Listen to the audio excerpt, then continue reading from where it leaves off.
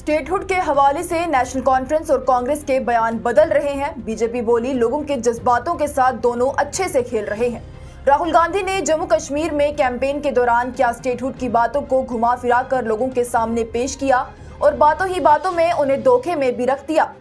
किस तरह के दावों के साथ नेशनल कॉन्फ्रेंस और कांग्रेस पर लग रहे इल्जामात, आइए आपको बताते हैं।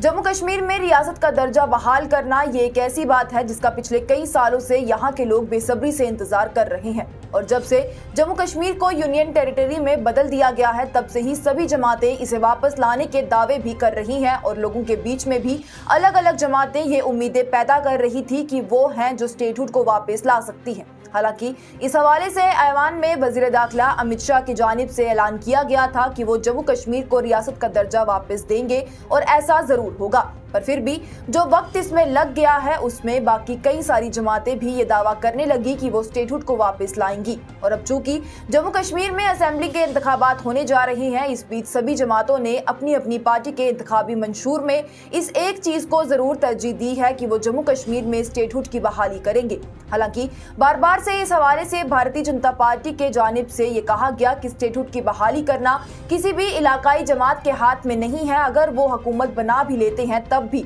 वो ऐसा कुछ नहीं कर पाएंगे क्योंकि ये इख्तियार ही मरकज के पास है और मरकज इस बात की यकीन दहानी भी करवाता है कि स्टेटहुड बहाल किया जाएगा।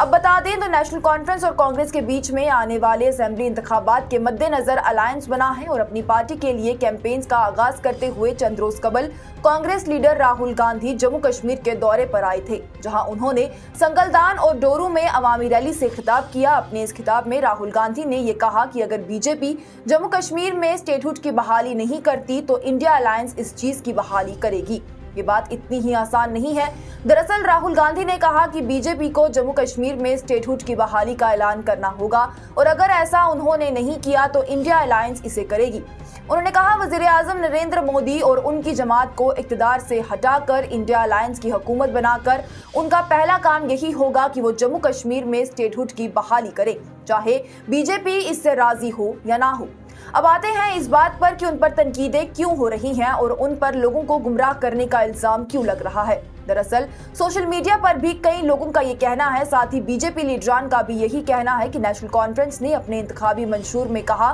कि वो जम्मू कश्मीर में ताकत में आते ही स्टेटहुड की बहाली कर देंगे, जबकि राहुल गांधी ने अपने बयान को तोड़ मरोड़ कर लोगों के सामने रखा कि वो मरकज में जब ताकत में आएंगे तब स्टेटहुड बहाल करेंगे, यानी कि अभी अगले 5 साल तक ऐसा कुछ नहीं किया जाएगा। इसी बयान के हवाले से अब ये इल्जाम लग रहे हैं कि नेशनल कॉन्फ्रेंस और कांग्रेस के आपसी बयान ही एक दूसरे से मेल नहीं खाते और कितनी चालाकी से इन दोनों जमातों ने एक ही मुद्दे का इस्तेमाल करते हुए लोगों को बेवकूफ बनाने की कोशिश की है, जबकि ये दोनों ही जमातें इस मुद्दे पर खुद से ही साफ नहीं हैं। सोशल मीडिया पर भी कई लोग सवाल खड़े कर रहे हैं और वहीं कई सियासी माहिरीन का भी यही कहना है कि बीजेपी ने ये बात कही कि वो स्टेटहुड बहाल करेंगे और ये भी बताया कि ये काम सिर्फ मरकजी हुकूमत ही कर सकती है और इन सभी चीजों से कांग्रेस और नेशनल कॉन्फ्रेंस वाकिफ थे, लेकिन फिर भी नेशनल कॉन्फ्रेंस ने लोगों के सामने ये दावा किया कि वो जम्मू कश्मीर में हुकूमत बनाते ही स्टेटहुड बहाल कर देंगे, जबकि कांग्रेस लीडर राहुल गांधी ने भी लोगों के सामने ऐसे ही दिखाना चाहा, तभी उन्होंने घुमा फिरा कर लोगों के सामने बात रखी, जबकि असल में वो भी ये जानते हैं कि वो ऐसा कुछ भी खुद से नहीं कर पाएंगे। जम्मू कश्मीर में रियासत के दर्जे की बहाली को लेकर सियासत एक बार फिर से गर्म हो चुकी है। सियासी जमातें अलग अलग दावे कर रही हैं। आप इस हवाले से क्या सोचते हैं, नीचे दिए गए कमेंट सेक्शन में जरूर बताएं।